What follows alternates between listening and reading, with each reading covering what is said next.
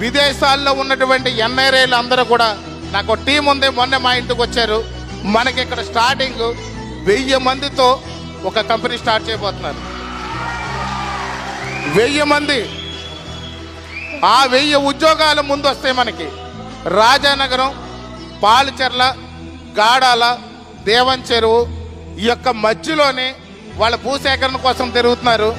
50 ఎకరాల భూములు, వాళ్ళ మంచి సాఫ్ట్వేర్ కంపెనీలు, ఎన్ఆర్ఐలు. ఒక ఆయన జర్మనీలో ఉంటాడు, ఒక ఆయన కెనడాలో ఉంటాడు, ఇద్దరు ఆస్ట్రేలియాలో ఉంటారు. వాళ్ళది ఒక కంపెనీ ఉంది, ఇప్పటి వరకు 7 దేశాల్లో ఉంది.